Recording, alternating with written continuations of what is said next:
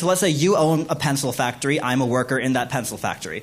You can have all the machinery, you can buy all the raw materials you want, but without me, and presumably many others like me, to assemble the pencils, all you would have is a pile of wood, yellow paint, graphite, rubber, and aluminum. Okay. That would be worth, and that is worth less than the pencil when you try and sell it. And yet, all of that value added by labor, apart from the wages that you give me, which, if we're being honest, there is a major power imbalance in our ability to negotiate that.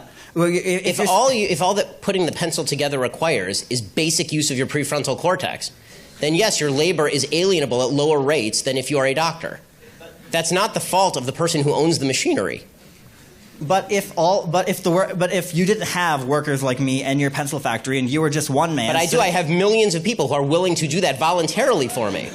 If you're just one person trying to assemble pencils, you're not going to get very far. You need workers. Capital needs labor infinitely more than labor needs capital. That's why you have worker cooperatives where the workers are the ones. I fundamentally disagree on the distinction between capital and labor. Capital is just a term for money. If you're talking about money, money does not grow from the ground. Money only has value because it was traded for labor at one point or the products of labor. So if I take my money and I buy machinery, I have invested my labor in doing that because I didn't get the money from nowhere. Even if I got it from my parents didn't get the money from nowhere. The people who built the machines required me to trade something of value to them in order for me to obtain the machines. The people who invented the machines required people to pay them in order to get the patent to that machine so they could build the machine.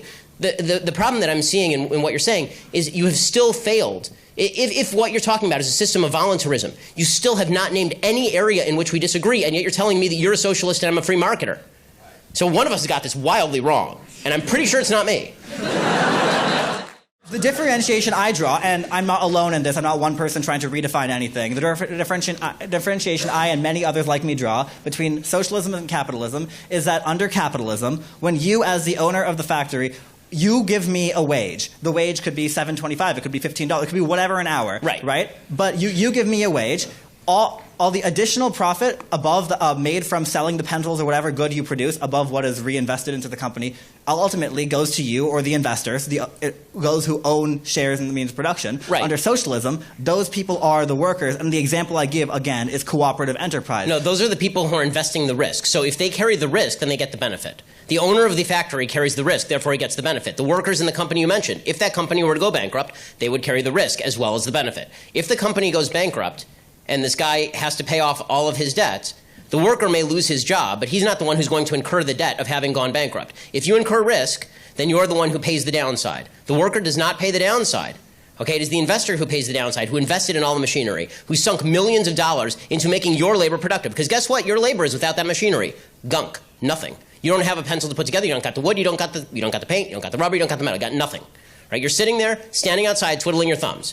It required somebody to invest. Who do you think put more in? The guy who spent millions of dollars buying all the machinery, leasing the place, making sure there was a management structure, doing the LLC formation, making sure all the tax code was in compliance, or you standing outside because you can stick a piece of graphite into a piece of wood?